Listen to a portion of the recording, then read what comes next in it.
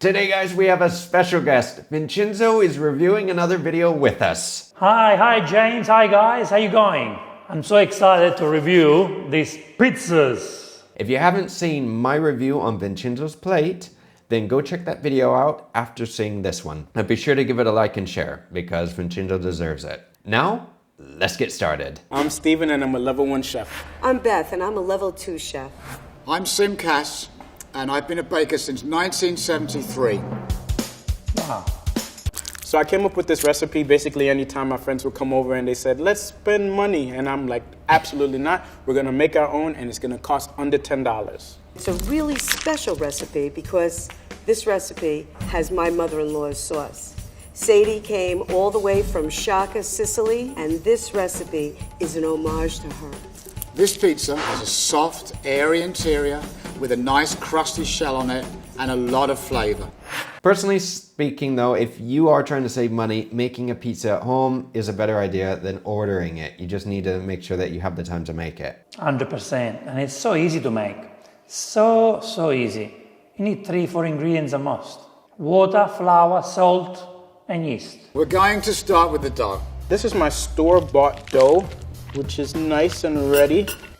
The dough has to rise, so I'm going to use some active dry yeast. Into our water and we're going to let that dissolve. This is a 3-day dough and this is the first day. Then we're going to add our flour. We're going to mix this together. The scraper, easiest thing to use. They're using active dry yeast. If you guys are going to be using yeast though, make sure that you have the correct converter and the measurements, because the amount of dry yeast to fresh yeast is not the same. Yeah, in Australia it's not easy to find fresh yeast. So I adapted, and many people have adapted to use dry yeast. Yeah, normally for any pizza I make, I would say I use half teaspoon, okay? Unless I have to make the pizza on the same day, then I might use the whole 7 grams. Otherwise, half teaspoon of dry yeast is more than enough to make any type of pizzas. I'm going to put my mixer on low. I only have flour in the mixer right now. I'm going to add some salt. I'm going to slowly pour in some olive oil. Add the yeast mixture, and the dough is just going to come together in a sticky mess. It's not really going to come together. It's going to be very scruffy. None of them told us the amount they're using. I don't know how much water, I don't know how much flour. She used the oil, which the oil doesn't really do nothing to the dough, to the pizza dough, okay? It doesn't do anything. It's something more homemade. And to be honest, when I make my own pizza dough, not the Napolitan style, my own dough, I like to add the oil. I don't know, it's a mental thing, but it doesn't do anything to the dough. Isn't that funny? Even though I know it doesn't do anything, I still like to add a little bit of oil.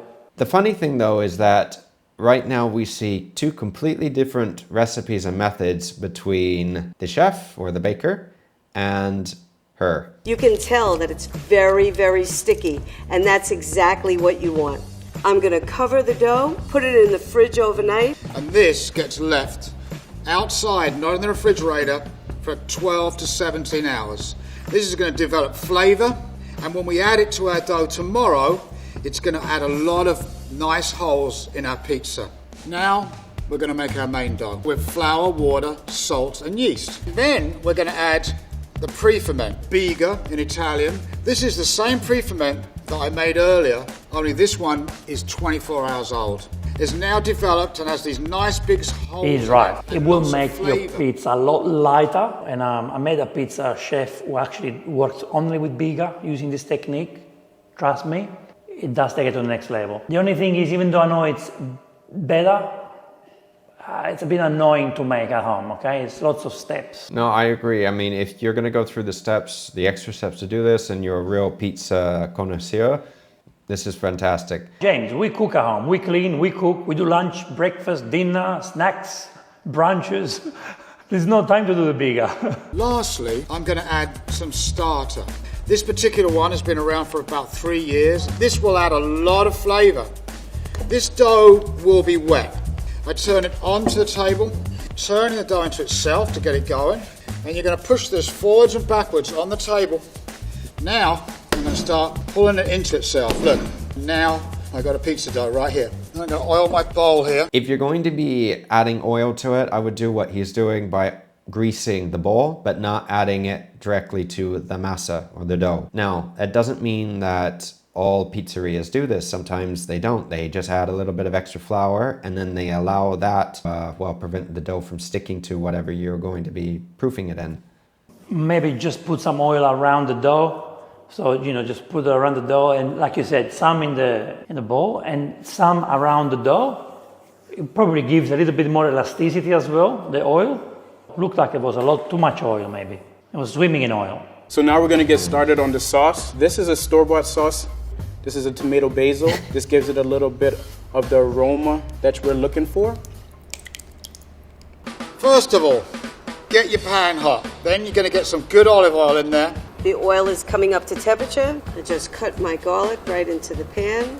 You want your onions. I'm just getting a little colour on my onions, and then I put my garlics into that little space. I'm now smelling this garlic. There's no better smell. You tell me when you want to stop it, James, because for me there is no need to move forward and watch the sauce preparation. And I'll tell you why. You know what they're preparing? They're preparing pasta sauces, James. You don't cook the sauce for the pizza. The sauce for the pizza cooks in the oven. In a lot of the pizzerias, especially in the US, they just blend the crushed tomatoes or the whole tomatoes, canned tomatoes. That's the way it should be done, yeah. Some pizza chefs do say that if you blend the whole tomatoes and you cut the seeds, it does add a bitterness to the sauce. It does. So you don't want to do that. So when you blend, there is a technique to blend, like crush, like you blend slowly, boom, boom, like that. 2-3 times, that's it, it's done.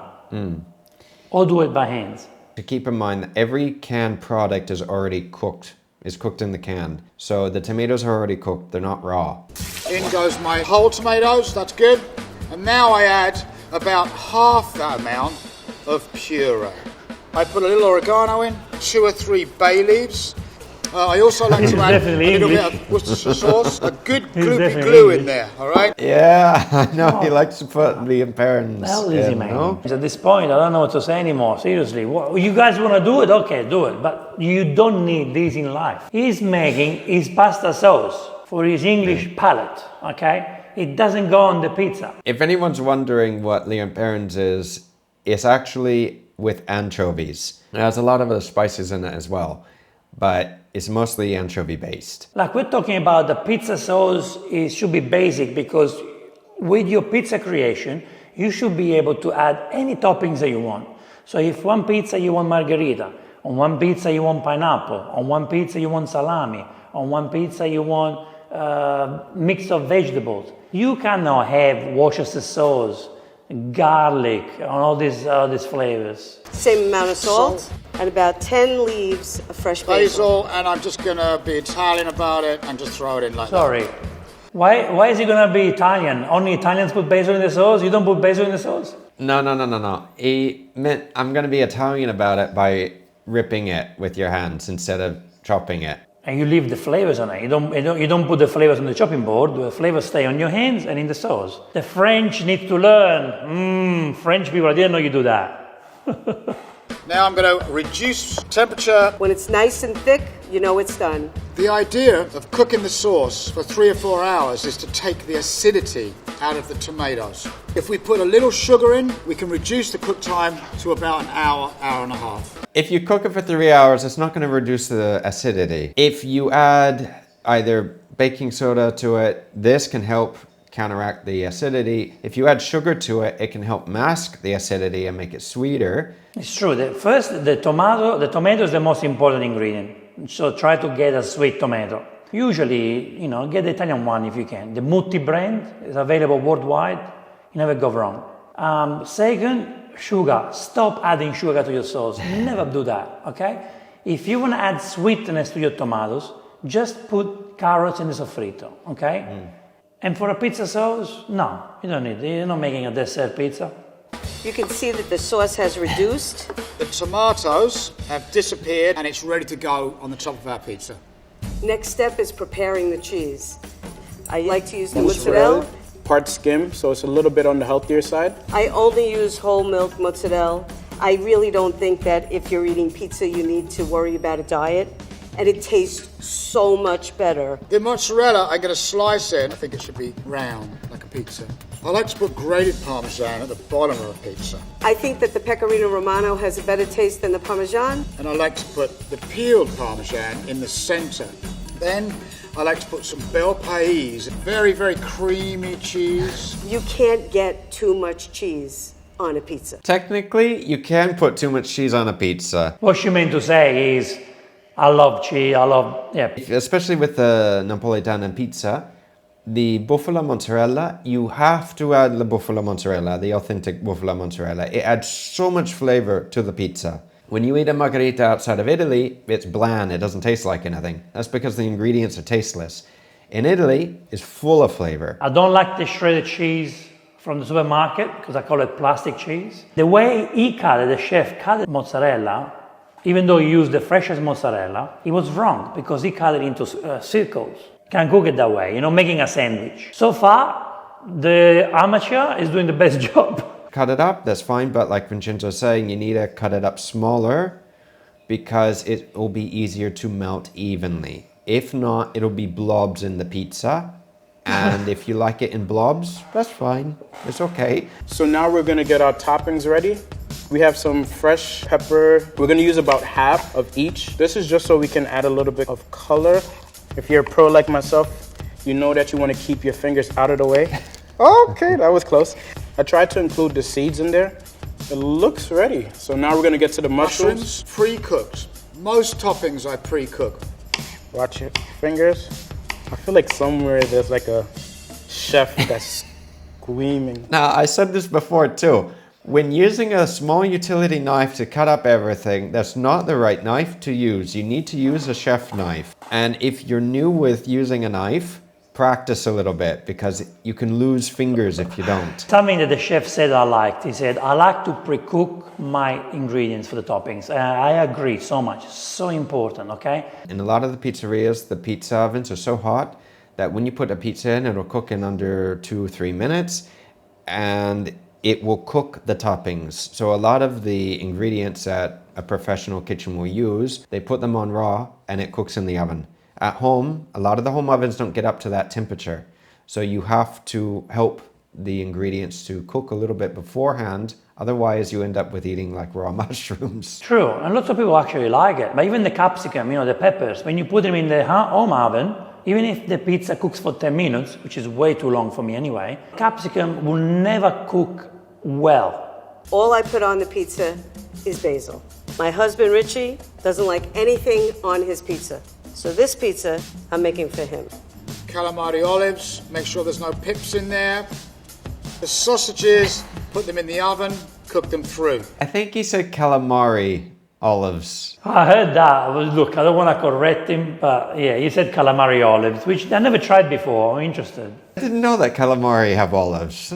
This is interesting, huh? Well, he knows his ingredients that we don't know. I like it fairly thin and sort of long. Now we're going to put our pizza together. Here's our dough.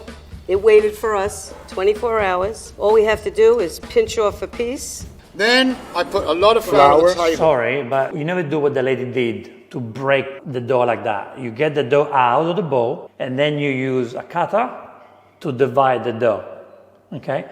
And then reshape. You have to shape the pizza bowl. True. Normally you make the dough, you have the first rise, you take that, you divide that up into small balls, and then you let those rise again. And then you shape the pizza. Flour to make the dough less sticky. And it's really, really easy to roll out.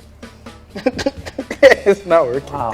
Please do not add as much flour as I did. Then I'm going to push down with my fingers, and you should be getting air bubbles at this stage. I like to just let gravity do the job, basically. I want to get my pizza up off the counter and right onto my stone. So I purposely shaped this in the shape of a Christmas stocking. It doesn't need to look like a perfect rectangle or a perfect circle. All it has to do is taste really, really good. That looks good. When you're shaping a pizza, it is actually important to make sure that you have a circle. It can cook more evenly as well if each side is even. Because if you have one side that's super thin and another side that's super thick, what's going to happen? Do you know why that happened? It happened because she took the dough out of the fridge straight away and stretched it. And also she broke the pizza. Otherwise, you stretch the pizza rectangular or round. But she missed this process, this step. I know, but it kind of looks like somebody tried to make a welcome mat and didn't cut the corners on it. So that's what it looks like. I never put oil in my dough. I always put oil on the dough.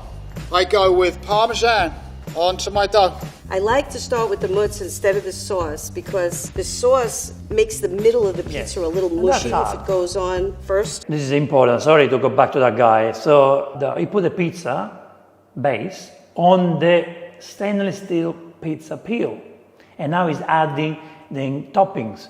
That's a big, big mistake. Wet ingredient, in this case the sauce will penetrate and it will get stuck to the pizza peel. 100%. If you want to add toppings on your pizza while it's on the pizza peel, the only pizza peel you have to use is the timber pizza peel, the wooden pizza peel. Now, we want to add the sauce. People make a mistake here and they put too much sauce on. You don't want to be too stingy with the sauce. I don't really spread it out. I leave it in blobs. Oh no! Good. I like to leave an edge. He's an artist. He's a real artist, this guy, using his hands. The amateur cook is using his little fingers, so you can use a spoon or the back of a ladle. Don't forget, he hasn't done anything so far. His hands are clean, so he wants to get his hands dirty now. You want to get your hands dirty, act more like a little kid in the kitchen, you can use your fingers and massage the sauce into the dough, but it's not good. And then you have Sim, who is just putting blobs, as he said. He likes to add the sauce in blobs, so this is why he added the Parmigiano first, and he added the oil first before the sauce. Normally it's the sauce before the cheese, not the cheese first and then the sauce. Now we add the cheese. Pecorino Romano. Parmesan in the middle for my first bite. Then I'm going to put my mozzarella, and then I'm going to put some bel paese. Bel paese kind of melts like cream. I'm getting quite hungry thinking about it. We have a Picasso here, a Picasso of the pizza, creating blobs, cheeses, and then shaved Parmigiano. I've never seen shaved Parmigiano on a pizza that is going inside the oven. On a cooked pizza on top, maybe, okay. But what are you going to do? The Parmigiano is not going to melt. He doesn't even know what he's doing. You're trying to understand it. There's no logic. If you're feeling fancy, you can do yourself a favor and stuff some of the cheese into the crust. So when you bite into the crust, it's a little surprise inside. Domino. Now we want to grab our mixed vegetables, throw it on the pizza. Basil, a little bit of pepper. I'm not going to cut the mushrooms. I'm going to leave them in big pieces. A couple of olives. The sausages, just like this. Then I like to go back in, oil on the edge. More olive The oil. olive oil around the edges are going to make the edges nice and crispy. The edges are completely covered. Don't even have time to grow the edges. Sim's pizza looks like it's overcrowded. There's too much stuff on it, period. And he's adding a lot of olive oil to the top of it. He's not going to allow the middle of the pizza to actually cook properly. It's too heavy with too many ingredients on top. Dough won't be able to cook enough unless you cook it for like 10-15 minutes. But the ingredients on top would burn. That looks professionally done. I think we're ready to put it in the oven. We're gonna put it in at 450 degrees Fahrenheit for about 10 to 12 minutes, and we'll see if it's ready to rock and roll. And this is my pizza. 500-degree oven, 12 minutes, and it's perfect. So our pizza is fresh out the oven. I put it in for an extra 3 minutes just so the crust could get a little bit crispier to my liking. To be honest, his pizza looks better than the lady's pizza. The lady's pizza, don't worry about the shape at this point, but the cheese completely disappeared. Where's the cheese? Yeah. She was talking about cheese before, how much she loved cheese. Yeah. The cheese is not visible. No, she didn't add a lot of cheese to her pizza. This is another thing. Keep in mind, when you say that you can get your oven up to 485, 450 Fahrenheit, okay, that's good, but you have to think some pizza ovens get up to almost 500 or 600 Celsius. Very hot. Also something I learned, if you cook the pizza in the oven for 10 minutes, your cheese 100% will burn. So what you do is par-bake the pizza the way you want it, just with tomato sauce on top and with some ingredients like capsicum and mushrooms, okay? Add the cheese a few minutes before you want to take it out. True. So after 7 minutes, you add the cheese and you cook it for 3 more minutes and the cheese will melt perfectly.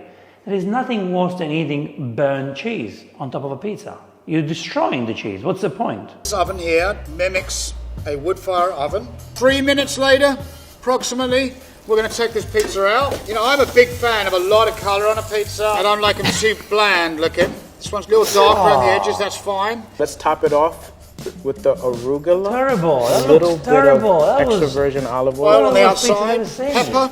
Okay, put back on that image. I want to look at it again, please, James. We want to see it. It was completely burned. The cheese was destroyed, killed. Murder. Cheese murder. When you put it in a hot little oven, and I think, Vincenzo, you have a portable little oven like this at home, don't you? Yes, 100%. Yes, I do, and I love it. So when you use that, you don't burn the pizza like this, do you? No, you do sometimes burn the sides, but when I say burn, that's burned. When I say burn, you get the black color on the edges. It's kind of what you get from the flame, you know? But that's burned, not from the flame. That's burned. And he said he put that in for 3 minutes. I don't know the temperature. I don't know if that little oven had a flame. Maybe probably now. Maybe just had a broiler maybe. But probably the ingredients look bad. Only the sausage is the only thing I can see that didn't burn. That was a burnt pizza, huh? A little bit more salt, basil. Break it on there so it's first thing you smell when it gets to the table. Only sauce, cheese, and basil on this pizza because that's Richie's favorite. So here's a pizza for my Richie. The first thing that you smell when it gets to the table, I said before, huh? Oh, trust me. That's not going to be the first thing that they smell when it comes to the table. It's going to be a burnt pizza. This is the first thing that they're going to smell when it comes to the table. The burnt pizza, yeah. Look, I'm sure if you're hungry, you can eat all of them. I'm sure I can eat all 3 of them. I'm hungry, okay, give me food. I need to eat. But you're not teaching nothing. You're actually making the world no better by sharing these videos. When I was in Napoli a couple years ago, we went to 50 Calò. Oh, great pizza. One of the best in Italy, yes. Very tough to get a reservation, by the way. Anyway, we went in one night and we were sitting down to a table of Italians next to us, and they, I think, were locals. They went there a lot. And one of the women got a burnt pizza. And she checked it, she looked at it, and it didn't look that bad. It just had a couple black spots in the bottom, a couple, not much. But she complained about it. She sent it back and they made her another pizza. Some people like it, some people don't. And a good pizza restaurant or good pizzeria will make you another pizza. I would highly recommend to do a gastronomic tour in Naples. Not only pizzas, but the desserts, the pastas, the street food. The other one, I forget, what is it? Pasta fritta, no? Yes, it's called frittatina. Frittatina is made with bucatini, peas, white mince, like a white ragu, and then it's deep fried. Oh. If you don't eat a lot of fried food, be careful, because a lot of food is actually fried in Naples. Even a fried pizza, pizza fritta. Oh, you guys should go and watch. My videos are filmed in Naples. Please go and watch them. They're so good. It looks good. I think it looks delicious, and I know it tastes delicious. Looks good, if I say so myself. No, Steve, no. Steven is the winner. Now I'm actually going to taste this. Oh, good. That's good. Yeah, good. Does have the characteristics of a wood Liar. Sadie sauce. Liar. Good dough. You can't beat it. This is gonna be my Tinder profile. At least he's honest. He's never cooked in his life. He did a great job. Bravo. I said this the first time reviewing this, I'll say it again. Steven did the best, Beth did the second best, and Sim, no thank you. If I had to pick any other pizzas, I'd pick Steven's. It's funny because Sims make the best dough. He made the best dough. He made the bigger. He made the best dough. So when he started, I said, wow, this pizza is going to be sensational. When he assembled, that was a mistake. So that's what he has to work on, the assembling. Everyone, let us know down below, out of these 3 pizzas, which ones do you like? From 1 to 3. But Sim's pizza, I'm sorry, that just looks burnt. Doesn't look like Not a pizza nice. at all. No. No. Go back to bake. No, make bread. Don't make pizza.